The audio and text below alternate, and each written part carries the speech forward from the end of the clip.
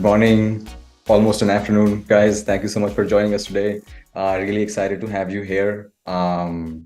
We've got Neal here, we've got Bryan here to bring you some wisdom from the years they have worked in snow operations. And hoping all of this can become very practical and actionable for you as you get ready to prepare for the season ahead. We will have this session as like an interactive session. Please keep dropping questions in chat. I got my teammates here to answer them for you, Tyler and Aman. And before I get more into the flow of the thing, let's just complete our introductions. Bryan, would you like to kick us off? Sure, happy to. Bryan Mours, I mentioned I'm from up here in Wisconsin, so spent a lot of time in a plow truck shoveling snow, dealing with clients in the snow market. I was formerly at Aspire. I'm now currently out doing one-on-one consulting work with customers, but actually working with a number of them on the area of snow. So totally understand the idea of risk mitigation and documenting and stuff. And there wasn't the technology available back when I was moving snow, and so it's exciting to see and understand and be a part of the technology that's available today. Very cool. Thanks for that introduction, Bryan. Neal, would you like to go next? Yeah. So my name is Neal. I got into the industry in 2009. In 2010, I started working for a company called Case Snow Management, and I was like the third employee at the time. And my first job was sales. My second job was operations, and so we really had to work to bridge that gap and communicate what the clients wanted. Manage our operations and figure out how to keep everything profitable, keep everybody safe, and keep the client. And mapping was a huge part of that, right? So over the 7 years I was with Case, we went from a single pickup truck to more than 42 million in snow only revenue. And at the tail end of my career there, as a director of operations, I was managing thousands of locations and really started to come up with some processes for mapping and communicating and training tens of thousands of people working throughout the Northeast. And after Case in 2017, I started my own coaching practice, and that also evolved into what is now Grow the Bench, an e-learning platform that I have with my business partner, Phil Harwood, delivering short educational content virtually. And we also acquired Snow Fighters Institute in 2020. And so now every year we train hundreds of company owners, managers, and salespeople on how to scale up their snow business, which is super rewarding. So yeah, happy to be here. Happy to answer any questions that people have in the chat or in Q&A, and try and set you guys up for success this winter. Very cool. Thanks for the introduction, guys. Neal, just a heads up, you dropped a message in chat back then. The rights to share with everyone in the webinar were not there, and I just turned those on, so sorry about that. But anything we drop in the chat now, we'll all be able to see each other's messages. So just go right ahead, guys. Want to wrap up with my introduction. I'm Utkarsh, co-founder and CEO at Site Recon. Started this company almost 4 years ago with an aim to build digital mapping technology, the best there is out there, using AI, using high resolution mapping, using remote mapping services, using mobile mapping services to the industry. Even now, after all these years, we remain at the cutting edge when it comes to technology. You can go onto our platform, you can type out an address, get a parking lot measured in like 30 seconds.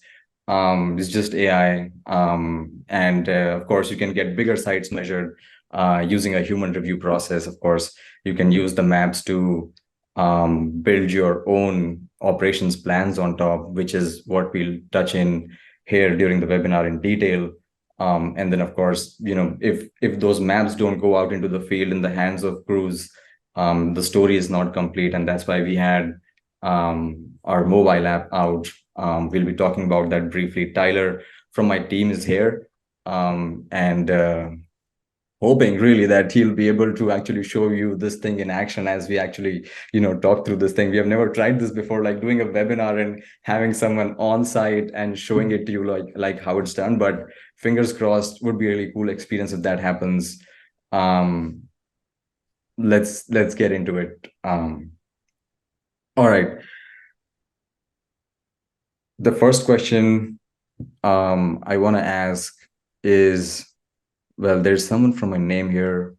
I am not sure why.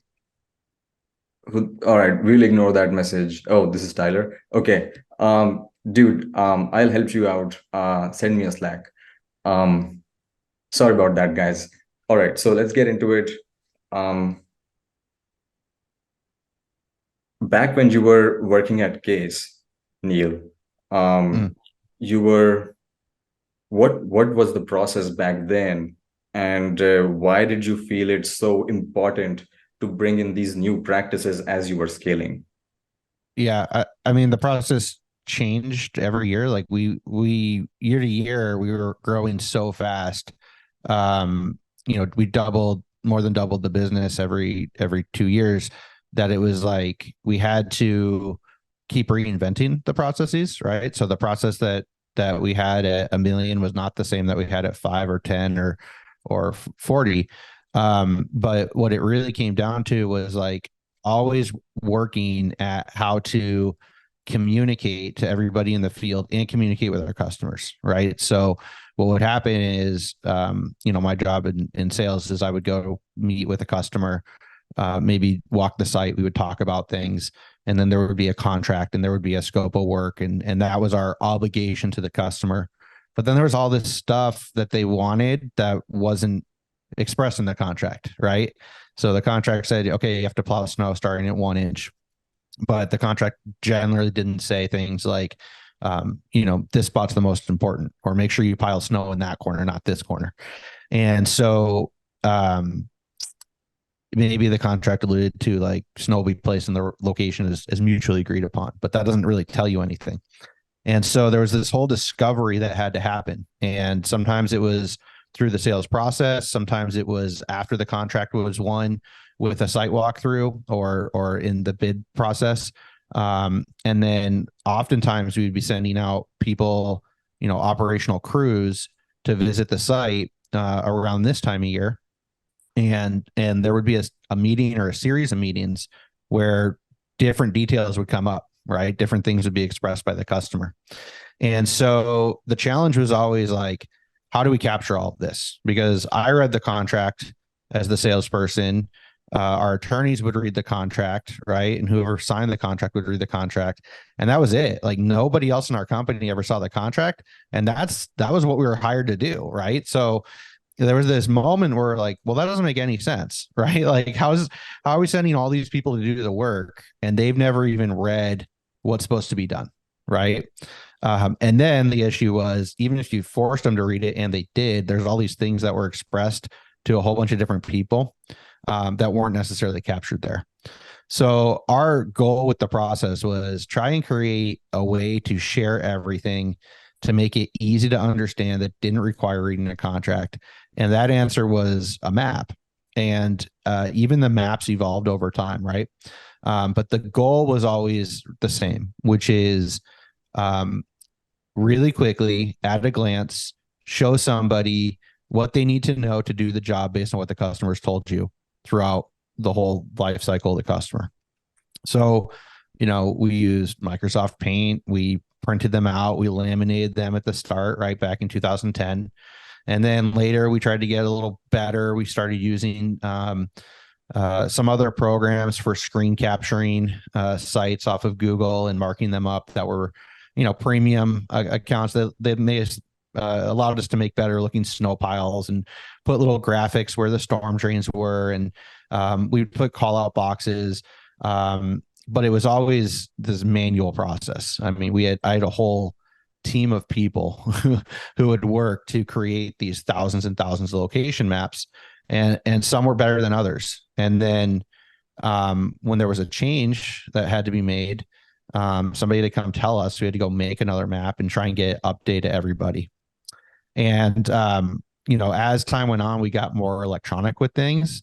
And now today there's so many great solutions where it's like your map can be dynamic, right? It can be viewed on the web. You have a phone or tablet in the trucks, and you can see all that stuff. And that was like the ultimate game changer for us, is when we started to introduce something where there was one copy of a map, we could change it, and it was instantly updated for everybody. And it was always centrally controlled, right? And the customer was able to view it too. So it became a communication tool in a whole different way, as opposed to here's what we think we're supposed to do now.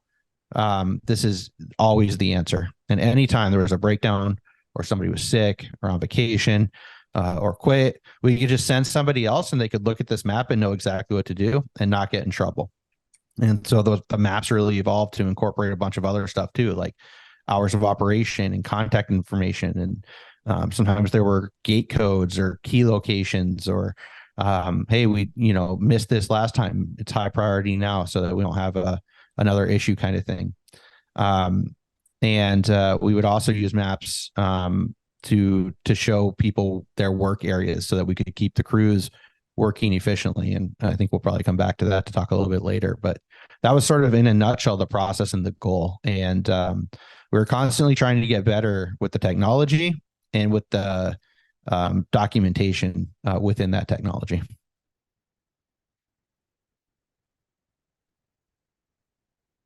You're muted, Utkarsh. Bryan, does all of this sound familiar to you too, as you were? Oh, yeah, I think the message is really you need to have processes in place for these types of things, right? Communication. I don't care what size business you are, $1 million in snow, $500,000 in snow, $42 million in snow, right? All of it. Snow is the 4-letter word that everyone hates to say, because of the fact that there's so much involved with snow that people have no idea, that are outside the industry, what it really takes to be a snowplow contractor. And again, it's mapping, it's communication, it's notating, it's making sure your crews are moving snow and piling it in the right place. That's all about client expectations. And I think and again, we did the same thing that Neal did, right? Any company that is trying to make sure that those expectations are met, you're going to have different people running different routes. Having that information at their fingertips was really important for us, and is now even easier, because again, with the increase in technology, to have that available on the phone.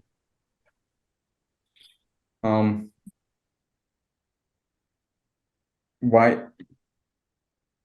So, like, these are the kind of maps you guys used to build back in the day, Neal? Sorry, what's the question? I'm saying these are the kind of maps you used to build back in the day. Yeah, I mean, we were always making maps that contained all that information for every single site, and it would be incorporated into the contract as an exhibit. If you're trying to share it on the screen, though, we can't really see the maps. Oh, hang on. All right, I'll share that again. In fact, just give Aman the rights to share this. Sorry about that, guys.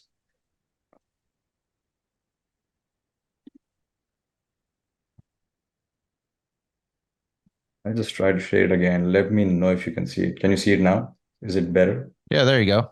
Yeah. Okay. Yeah, I mean, this is really similar to the type of thing that we're trying to convey, which is, where's the snow getting piled, What do we need to look out for? What's the direction of travel to stay efficient? And what's the service area, right? So, you always like to think that it's straightforward, but like I don't know for sure if that gas station is included or not on this particular map, right? I don't know if that road at the end of the parking lot is a service road or a public road, and it's just you're either going to waste a bunch of time doing something that is not in scope, or you're going to fail the customer expectation and expose yourself to legal liability, customer issues, non-payment, cash flow problems, like on and on and on. And if you just have a map that highlights everything that you're supposed to be doing, then it's that much easier, right? Yeah. Did you actually give these maps to the customers also? Yeah. So it was a very professionally done look like this that we were happy to share with the customers. Yeah. In fact, I know we're not talking about sales today, but when I was trying to sell a big account, I would go out to sites and I would do damage assessments and take maps in the sales process and walk in and show, look, this is what we create, and actually give them a preview of what we were going to do for all of their places. And they were blown away because nobody else was showing them that. One of the things Neal mentioned early on was the fact that, and it's true today with snow companies, is the fact that the salesperson goes in and has a discussion with the property owner about all of this that's on the map, right? But that information never truly gets transferred to the detail it needs to get transferred to every person that's involved, including the person out there plowing. So production managers, people that are going to be on site, and then of course the client. And so the client believes you have their expectations at heart. And then of course, after the first snowfall, I got piles all over the place. We moved in the wrong direction. It took us twice as long. We plowed roads that we weren't supposed to plow. And now not only did I waste a bunch of time and not hit the expectations of more customers because now we were late going to other properties, but I wasted a lot of money, right? And cash flow, right? In the wintertime, we got to keep money moving and not be wasting money. Just to touch upon this, on another point, like you're talking about taking contractual obligations and putting them on the map. Right. Can you just like walk us through a laundry list of contractual obligations that end up on the map? Like there are words on one side and there are visuals on the other side. Right. Right. So we would just put a call out box with text on the map. I mean, the first thing we would put is the address, right? So, why send people multiple pieces of communication when we could just say it's on the map? So, hey, I need you to go to this site. They open the map. There's the address right there. We would put the key contact names. So if we were to, this is a retail example here, if we found out the store manager or the district manager information, we would put that number and name on the map so that they could contact them. We would write down when you're supposed to de-ice and when you're supposed to plow. So is it a 1/2 inch trigger, 1 inch trigger, 2 inch trigger? Because if it's not that met, then you're exposing yourself to risk of doing service that you can't bill for, right? Or if it's over that threshold, then you're exposed to not meeting the customer expectation, and everything's different. We put down the type of salt to use. We even told our guys in the map about our estimate for how much salt we would set up. Wow. So if we're looking at a site like this and I'm doing the estimate in September, and I say, I think it's going to take a 3/4 yard, 750, 1,500 pounds of salt to de-ice on a normal application. And then I would write that on the list and I would give my guys in the field a target to shoot for. Right. And turns out once we started telling people what we thought it should take, they worked hard to make that happen. Right. Of course, keep it safe, but hey, here's the target. See if you can perform that or if you can even come under. We would write down, of course, where all the snow goes. Our maps had it on like to the parking spot. So if there were individual parking stalls that could have snow or not, we would, actually build boxes there. We would look the contract always had a laundry list of things, and if you look at enough of them, then you start to get all these best practices that we'd always try and mark up. So never snow in a handicap spot. Great, mark the handicap spot. Like I can't tell where it is looking at this map unless I really zoom in, but you could just drop that right there. Where do certain people park? Where's the first priority? So I can tell that there's a loading dock here. What are the loading dock hours versus the store hours? If I show up at 5 in the morning, the store opens at say 7, then the parking lot's completely empty. And I'd work with operators who just wanted to go plow where there was nobody in their way, right? Which, of course, you're more efficient there. But if there's trucks actively trying to load, then you need to go straight to the back of the store, right? And so we would try and find out that expectation. Maybe the gas station is different hours than the store. Looks like on this example, the corner of the store that has a black roof is a separate retail location, right? So they have different hours and different managers. Right. So we would talk about that, and are the sidewalks included, right? One thing that isn't marked on this map that we would try and include is there's doors behind the store or on the side of the store, right? So there's maybe a couple steps, definitely an emergency exit door, but I don't know where they are because they're not highlighted here. And so when they get missed, it's my fault for not making the map, as much as I could. But the customer definitely says that, right? All exits to the building, right? So it's just, you read the contract or enough of these contracts, and you start to really just figure out these best practices, and it becomes a complicated map. It takes time to do, right? But it's comprehensive at that point. I'm glad you mentioned the access points, right? Because that's basically a fire hazard, right? If you're blocking exits, and if the fire department shows up after a snowstorm, we had one show up at one of our properties and we forgot one of the entrance doors. That's a big deal, right? That's people. You're not fooling around if you're forgetting to shovel out or clear out one of the entrances to a building.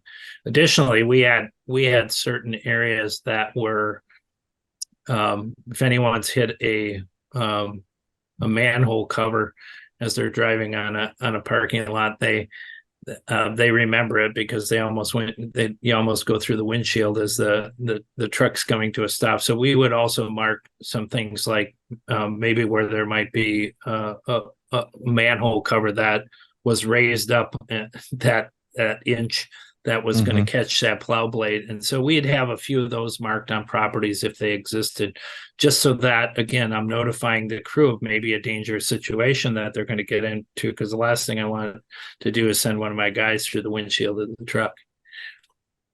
Yeah. The other thing that just came to mind too, this is a decent sized site. My expectation for moderate snow markets to heavy snow markets is that this is going to be done with a type of machine that stays on site all winter, right? And so there's a place where that machine's supposed to be parked. Like everybody wants it. Like it's definitely not right in front of the store, right? So where is it supposed to be parked? Because the store manager has a preference. Of course, we have a preference. We want it lit. We want it visible on a security camera, right? So nobody gets messed around with it. So that's a negotiation that should occur. It should have occurred, but then it needs to be put on the map so the guy knows where to park it. Wow. Okay. I want to keep you guys going on what goes on the map trip, because the same discussion very smoothly flows into, okay, from an operational standpoint, what would you want to put on a map? And I'm going to bring that map up again so that you guys can keep thinking about it. Neal, yeah. So the direction arrows of plowing, I think, is really key, actually. And I know that sounds, kind of repetitive or kind of dumb, right? But there's a efficiency to plowing a site, and the site is a little tough, at least if there's cars parked there. But ideally, we'd be plowing in both directions, right? So we're always looking for opportunities where, and maybe on the bottom left-hand side, that kind of secondary parking lot that's a little more open, where you've got snow piles both on the long island and the smaller islands. I would love to see my operator plowing across the parking stalls if they're able to plow one way, do a 3-point turn, and then plow back the other way. Because we, on I won't say a regular basis, but we're pretty sure in a given season that somebody was going to back into something, right? Maybe a couple of times. And in all my years of experience, we never had anybody drive into something. Nobody ever drove into a light pole. They only ever backed into them, right? And so if we're able to keep them headed in the right direction, keeping that straight, then we would really minimize a lot of liability, a lot of damage, keep people safer. And so we were always looking for opportunities to show them, can you be plowing more in a circle than in straight lines? And obviously, like this side is tough to do that, but when you're going around the building, can they make it continuous, right? So are there points on every corner where they can drop the snow? You see, at the ends of the runs, there's obviously a place, but then I don't want you coming back. I want you going around that building in that circular motion. One of the things about talking about this, having this mapping capability is don't, and I don't mean, no offense to salespeople, but don't trust the salespeople to have necessarily be the ones that are telling the customer what, where the snow piles are going to be and where the directional movement on the property. Because quite frankly, a salesperson has rarely been in a plow truck to really truly understand that. The production guys are the ones that are going to say, like Neal mentioned, over in that secondary parking lot area, right? And again, I want movement going in both directions because that's creating efficiencies, and I'm making more money if I'm moving more snow and not just spending half of my time backing up and moving snow, just moving forward. So involving, right, those production people in the process, right? Both parties need to be involved because, again, the salesperson probably understands the store hours and all these different things, and those key elements of the property that aren't necessarily production related. But then there's that productivity piece that where the production manager is like, okay, we're going to pile snow here, here, and here. Go make sure that's okay with the client, right? But from they got to look at this from an efficiency standpoint. How can we? Because once that lot starts filling up, that's a nightmare for snow plowers, right? Because they want to get this done the most efficient way possible. Yeah. And ideally that conversation, right? So that handoff, that involvement of salespeople, or by an extension, estimating and production, should actually be starting in the sales process, right? Because where those snow piles go should really change your estimate. And a lot of people don't start these maps soon enough. They wait until a contract award, but you should get a rough map going just like this at the point of initial customer conversation. And, usually what I would do is I would bring in a printout if I'm talking about a single location, and I would kind of mark it up really rough so I could come back and hand it off to somebody in the office who can go and create something like this. We would send it back to the customer looking more professional, get them to agree that this was going to be the general plan. There were not going to be substantive changes to the locations, and then we could properly create an estimate from it. And that was a struggle too, right? So in a lot of bids, you're just handed a spreadsheet of addresses. And we were like, okay, there's 200 sites on this list. We looked at every single one. And for 17 of them, we don't even know where the property starts or ends. Right. And they're like, well, just give us a price. How can you start a price if you don't even know what the site looks like? Right. If you don't know where the snow is supposed to go. So I know people talk about estimating and the challenges of it. And, we do a lot of estimating education at Grow the Bench. But the biggest challenge is not getting this map and this communication tool started in the first place. right? So you can really break down a job. You can track your cost. You can know to the penny what something will cost you if you know to the level of detail of this map what you're supposed to be doing. On the map, you talked about equipment, you talked about the direction of plowing, where you pile the snow. Did you also like mark where people work? Did you like Yeah, zone off? right. Depending on the site. So this is a little simplistic maybe for this level of detail, but if this was a little bit larger retail site, right? Maybe a shopping mall or something, or like a large um outdoor shopping mall. There's 5 of these buildings, say, right? Um, what we observed is when there's shovelers in a group, they don't work that well, right? And so we would try and build out work zones. And so maybe this is part of a larger site, right? Where yeah, this is the red sidewalk area is one work zone. And then 3 other people have a green sidewalk area. And 2 other people have this blue sidewalk area. And they would be in like, color coded teams. And we would never want to see somebody from the wrong team in a given area, right? And that helped everybody stay really focused.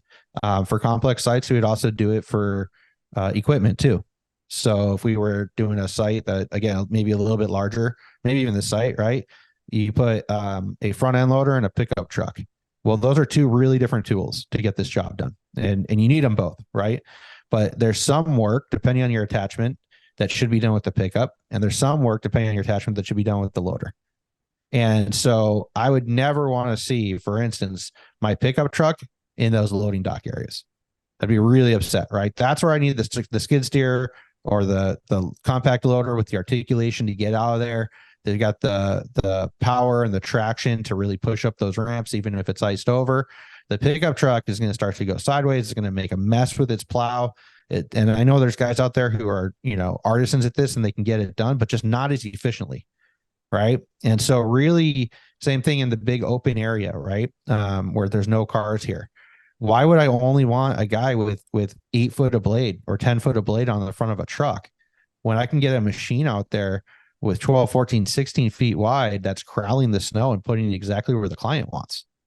And so if we mark that out for them in these work zones, you have created a way to really shorten your time spent training, and you're really starting to eliminate a lot of mistakes by getting it procedural, and you're protecting your profit as well as keeping the customer happy. Right. Bryan, I want to ask you this question. There's a lot we've talked about right now on, what can we put on a map, and no one is really sitting idle, right? Like people are busy with stuff right now. A lot is going on snow businesses to like get ready for the season ahead. Like how can they take all of this and actually put it into practice on a day-to-day basis? Like who do they put to work? Like how does this actually get documented for all the sites businesses are supposed to take care of? Well, like Neal said, this is, 80% of it, 70% of it should be done even before I get a sold contract, right? And then I'm just kind of finalizing things when I But get the contract that's the done. ideal world. Like, right. Right. I mean, where people are at today, like, let's take Wisconsin, for example, right? We're at kind of dual mode. We're taking guys and we might take a single crew and move them off of fall cleanups and start working on some of the information that needs to get included on these maps, right? I can't stop production in the fall of the year just to get ready for snow, right? But the flip side to that is I can't enter the snow season unprepared, right? And when is the first snowfall going to happen? It's a coin toss every year, right? It could happen in October, it could happen in January for a first snowfall. But I'm going to be I always started preparing for winter in August. Right. I started working with my mechanic was starting to pull plows and salters into the shop when he wasn't working on other equipment and started working on snowplow equipment. my production managers were working with the salespeople on sold contracts because we already had our renewals out by August 1st, and so we were modifying and improving upon anything that we didn't have in place, and anyone new, right? We were finalizing those things. If I had a rain day, guys weren't staying home, right? We were prepared, especially this time of year. Guys were out working to prepare properties for the winter time. So it was far less of an opportunity for a guy to stay home because it was raining out in the fall of the year than it was in the spring of the year, because I had to be out preparing for snow. And so even though everyone gets into crunch mode, and there's a lot of things that Neal could probably, his operations were quite large, right? That undertaking is far more, again, labor intensive. But any way you slice it, you have to start thinking about snow very early in the season, just like you think about spring in November and December, right? What am I going to do this spring? How am I going to ramp up? How many trucks, right? It's almost like budgeting for next season. How am I preparing myself for the winter? And once I have all the things in place, that first snow is going to hit, and I'm going to realize I didn't have quite all the right things in place. And so snow is just a constant improvement time of year where you're constantly improving upon, whether it's the way you're, as Neal talked about earlier in the call, either improving upon your maps, your communication, whatever it might be. You're constantly trying to improve the way you're running your snow operations, and mainly so you don't lose clients, right? I don't want to lose my clients to the competition. I want to maintain and grow that business just like I maintain and grow any other part of the business. Yeah, I fully agree. What I would chip in for is you got to work really hard to make this part of your process that's that proactive, right? And next week is Thanksgiving, right? So we're up against it now. And so for today, what I would say is it's okay to play favorites, right? It's okay to pick and choose what you're going to map to start this process off. I won't say that it's not like you can have a property without a map, because I don't think that's ever acceptable. I mean, but there are certainly properties where it's more critical, right? So for instance, we used to do a bunch of different banks, and banks were generally pretty easy, right? Like generally bigger parking lots than they needed to, right? Generally a fair amount of places to put snow, generally not ultra confusing. But even there, if snow goes in the wrong place and you have to go move it after the fact for free, you're talking about, potentially a couple $1,000s of work to do overnight on a site where you're not getting all that much more than that for the season, right? So there's still a big risk there. However, if you compare that to a mall, a corporate campus, a hospital, something that is inherently physically complex, there's more risk there, right? There's a higher need to communicate more things to more people. So like start with those. If you can only get 10 maps done and you have 50 clients, pick the toughest, most complex, you're concerned about executing here, that HOA that just sprawls, right? Or the apartment complex with all kinds of stuff, or that mixed use property where there's different tenants and different hours, and you're trying to really keep these people efficient, or that stuff where maybe you're concerned about profitability because it was sold a little cheap and you want to make it work. I would pick favorites to mitigate the risk, but I think once you see the benefits of it, it becomes a no-brainer to add in those other properties later.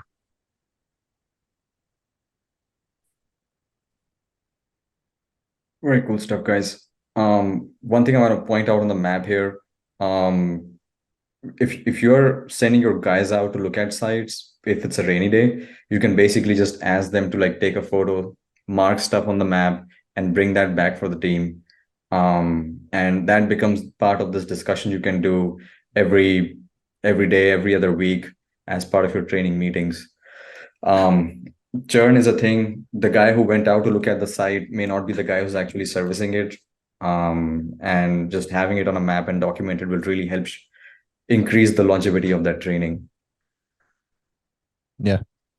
And these maps should be a living document, right? They should have revisions as time goes by. So we talked about all kinds of different stuff you can do with them. Start simple, right? Like this map on the screen, I think is typical. I think it's viable. And there's a way more that you could do, but you don't have to, right? And so you can start slow. You can add things over time, and you'll learn this process and keep revising it for you and your crews and what's important. And there's plenty of companies out there where you have a bunch of guys who have been around a long time. You have a bunch of sites that you've been doing for a long time, and you don't need to communicate all the same things to everybody the way that we're talking about with, hey, it's brand new people. They've never been there before. But that one time that you have to, then it's, and everybody can make mistakes. So having it documented like this, letting it be able to change over the season, and year to year, and showing customers that proactivity of this is our document, this is how we manage it, that is really the goal. 100%. Well, I think what you said, Utkarsh, is spot on. And Neal, you as well, right? If I just have the basics, the people I can rely on the most to give me the greatest information is the guy out there in the plow truck or the guy out there with the snowblower, right? And they can take a photo and document things on the map that is going to only add value as we increase our usage of these maps. And those are the things that, again, I always relied on those people in the field, because I didn't have all the answers. They had more of those answers than I did. Yeah, I was just opening up the slide because this captures that idea where you're like taking a photo and you are stamping it on the exact location where, let's say, you have that manhole cover you were talking about, Bryan, or curb damage, or just something that you won't have visibility into when there's snow on the ground. Right. Yeah. A lot of stuff disappears when you get a 12-inch or 14-inch snowfall and it's gusting 30-mile-an-hour winds. Everything disappears.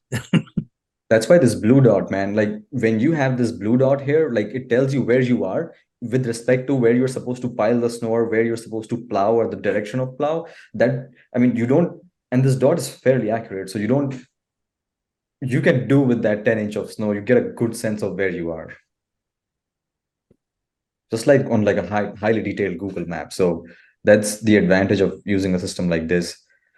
I want to keep us going because we are running a little behind on schedule, and there's one part I wanted to cover, which is we are going into the season and we want to like make sure the current damages on the property are documented for. Did you guys do that as a practice too? Any word of advice over there?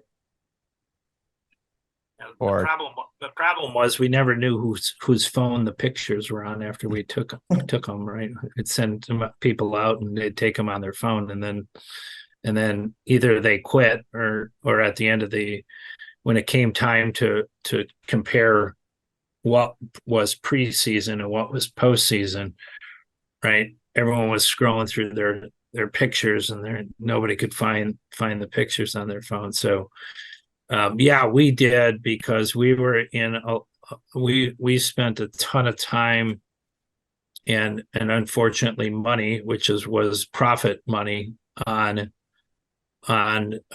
going out and repairing stuff that was damaged. We learned our lesson the hard way. That was damaged prior to the snow season that we didn't document. So documentation preseason became a huge part of what we did, because it basically eliminated the he said, she said. And then once you get into one of those with your client, now they're going to put the contract out for bid next year.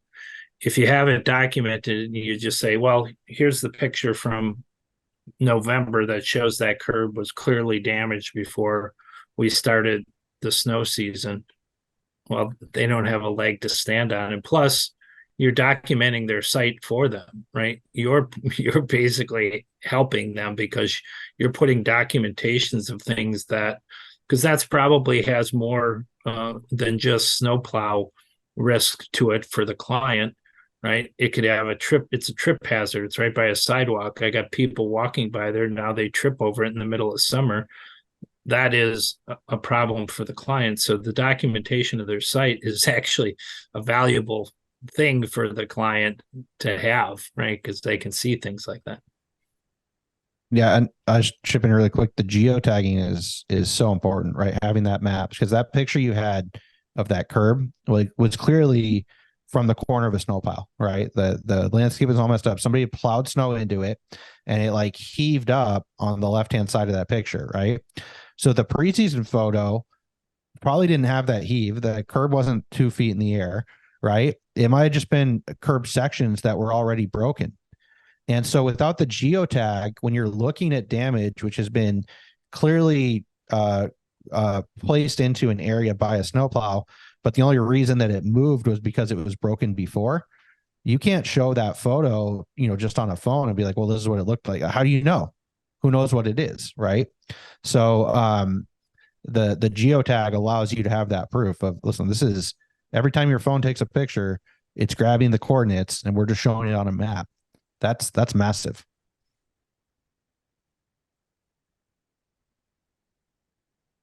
All right. I think it's about time Tyler gets to show his magic. Tyler, you there? I am. How are you guys? Good, man. Are you out there in the cold? I am. It's a windstorm out here too. So we are out here, and hope you guys can all hear me. Just a little bit about me, real quick, guys. My name's Tyler Hartman. I'm an account executive here at Site Recon. Joined the team about a month and a half ago. Just like many of you guys, I was in the snow operations as well. Preseason snow inspections, doing all those types of things on day-to-day operations. And excited to have a tool like this, guys. And I'm going to show you guys the site that I'm on right now, and also kind of how I've already started it, but I wanted to show you kind of what we can do and how quickly we can do it there for you guys. So without further ado, let me share my screen and get going here. I'll turn off my camera so you don't see me twice. And Utkarsh, can you make me a host so I can share my screen, please?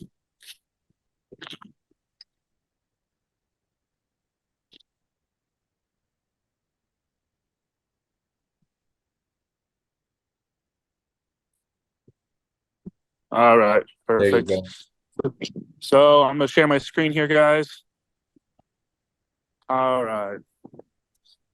So I am here on this facility right now, guys. Can you guys all see my screen okay? Yes, sir. All right. So I am at a distribution center here, guys. I have already created a few points on my map already, but I'm going to show you a couple of them here live. So you can see I have, I think 4 points already. I can quickly drag this up and I can just kind of see what my notes say here at the bottom. Parking curb not secure, broken curb stop, missing asphalt surfaces like a hole in the ground where it's not level, where a plow would easily grab that. So those are the type of things that I have. You can see that I have it on a map layer of a preseason snow inspection. So just like Bryan mentioned, hey, being able to document that and even Neal, like have a geotag of when that's done. And you're gonna be able to see that I can create these, and the tag's gonna say created on site. So that way you can have that documentation to provide that for your customer. But right here, I am sitting next to a drain that has a broken curb edge to it. So I'm just gonna put like a broken sewer drain. And I'm gonna quickly just take a picture of this, guys. You can see right here, let's zoom in a little bit. It's lowered down a little bit. It could have been hit by a plow. It could have just been poorly installed. But either way, I want to mitigate my risk on that. I documented that picture. Again, there's that tag. I have a tag in here that's going to be preseason snow damage, which is going to be blue. And you can see I'm really close to that. And I can create that tag for that as well right there, just as quick as that, guys. So you see I have that, and it's uploading that media. So that's one of them. Now I can go quickly do another one. With that, that's going to be a bent sign. It's right next to it, actually. Bent sign post. Again, probably nothing major, but let's document that. That way we have that information. If we want to do a post-season inspection, mitigate our risk again. Bent and damaged sign post. And again, the same process that I did last time. And this one is right here. So again, guys, just in a matter of a minute, 2 minutes, I created two documentation points for the broken areas here on the map. I could then easily from this, if I want to go out of this now and just look at the property overview, you can see the locations of all those damage points.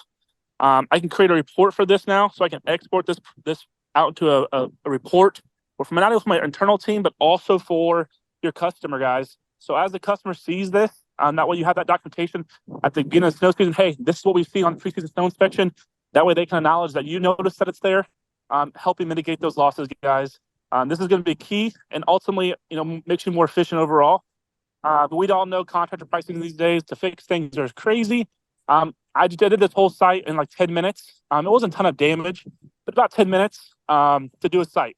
So if you multiply that over maybe 100 sites, you're gonna have 1,000 minutes in that. Shortly, just short of 20 hours. So what is 20 hours sending a guy out to go do that? To what's that going to cost you if you have to repair one of these pieces of property as well that you didn't actually do, right? So I hope this helped all you guys kind of get an idea of me being out on site, how quickly I can do this site inspection part of it. And let's just turn a little bit and take another little step with this real quick. I know we're on time crunch here, guys, but let's just say we want to do a post-service template for you guys. So that way you can, verify, hey, you know what? We were there. We performed this service after a snow event. I'm going to change my layer here. Let's go to site audit. And I'm going to just create a quickly post-service template that I have in here. This is a template that you guys are going to be able to create for your teams. That way you're not having to, make them think for themselves. You're going to create a template for however you want the information to appear. And we're going to do snowfall. We're going to do November. I'm just going to do something very quickly here so I don't take so much time. And here's a site assessment form, guys. How much snow is here we got on site? We're going to say 4 inches. Okay. Current temperature, we're going to say it's 31 degrees. What services did we provide? Was it a pre-treatment? Was it a plowing? Were we shoveling? Were we salting sidewalks? Were we salting walks? We're going to say we did the full service. We plowed, we shoveled, we salted walks in the lot. So we have all that information here, guys. And then we can make sure that we completed the service. Did we just start and not finish, or did we complete it off? We're going to say yes. And did any damage occur? We're going to say no, we were damage free here, guys. And then we can take those pictures again. Here's the lot. And then maybe here's the front door with the sidewalks. Here's the entrance point. And here's the drive lanes, guys, maybe. So we're able to do all these types of pictures and attach them to this template in the same type of form that we had a minute ago. So site assessment, we can just put it in the middle of the property here, and boom, guys. Simple as that. Just that mitigated so much risk for you guys, not only on a slip and fall basis, but also on a damage and liability side of things as well. I'm happy to dive into this a little bit further with you guys on a one-on-one if you guys decide you want to ask further questions about this, but I want to be cautious of time. I know we're kind of hitting time crunch right here, guys. So feel free to reach out to me, and I'll be more than happy to discuss this with you guys. Thanks so much, and appreciate everyone stopping in. Good stuff, Tyler. Thank you. That was so cool, man. And it worked. Yeah, it was. That was the greatest part. Yeah, we should have started with that. Yeah, we should have. That whole stuff in the beginning was just like we lost half of the crowd. Anyway. Guys, any questions here? I mean, this is exactly the time for Q&A. I want to show you a couple of things before we wrap up. Please feel free to drop questions in chat. Tyler, if you could make me the host again, I'll share my screen and show some stuff, especially how to contact you. Yeah, that would be nice. Yeah. Let me see. It says you are the host. Oh, there are 2 of us joined with the same name. You are the other one.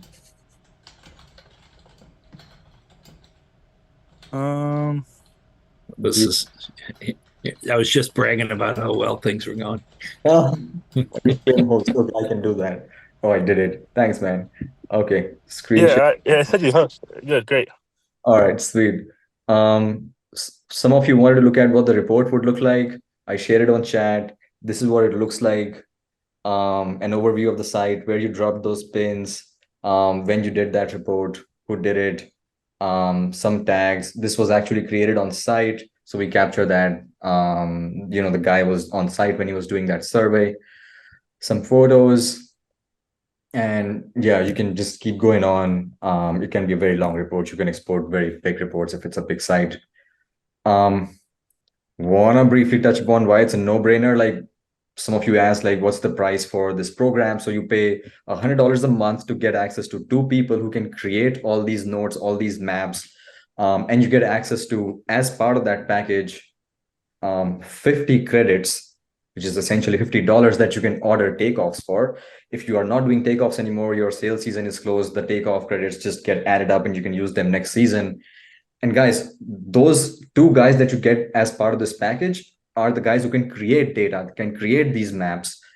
People who are just going to look at this later on, like the guys in the field, you can have unlimited number of viewers just looking at all the data that these two guys are creating. So it's very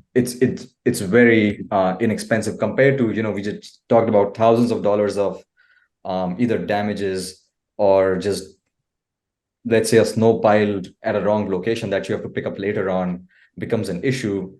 All of us can avoid that for as little as $100 a month.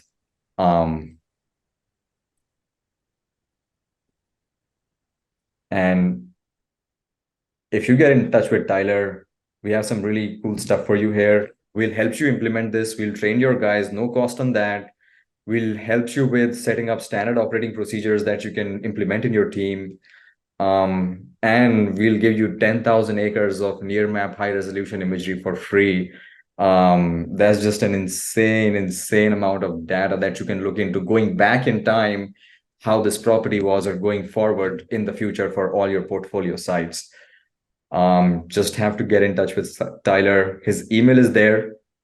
We'll send this recording. We'll send these slides later on so that you can share around.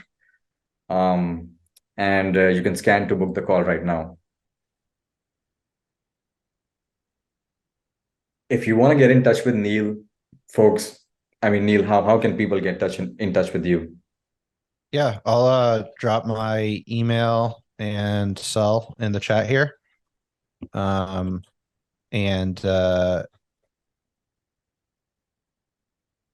That's always one of the two best ways.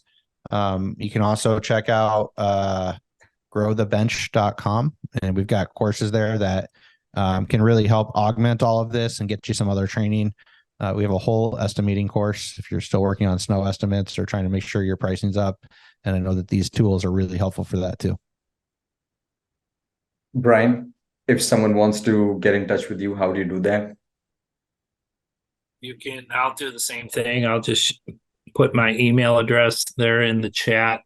Mours Enterprises is the name of my company. Basically doing consulting work, working with companies on process improvements, technology improvements. And so reach out, and happy to get on a call and chat and see what I can do to help you. Just got a couple of last questions here. How does it work for the field crews to make a service report? Works the same way, pretty much how Tyler was just showing it to us. And so they have their app, they take the photos, they make the notes. If you want more details, just get in touch with Tyler. His email is right here. I'm going to let it on to the screen for a while. I know some of you guys might be at the end of your time, so I'm going to wrap it up. Bryan, Neal, guys, thank you so much for taking the time out and sharing all your learnings with us today. Yeah, thanks for having us. Yeah, thanks for having us. Really appreciate it. Always happy to help snowplow companies out there. I know what a pain it can be. Folks, thank you so much for joining today to learn from Neal and Bryan, learn from Tyler. Tyler, thank you for freezing out there in all the cold for us and showing how it's done. Really appreciate you, man. He's in South Florida. What are you talking about? That wasn't a site. No, he's in St. Louis today. I'm in the. Sorry, Tyler. I'm not. I'm in the Midwest. Right. I know you are, Tyler. Yeah. All right, all. Thank you. So much, guys. Good to have you here. All right. Great fun. Thank you so much, guys. Bye.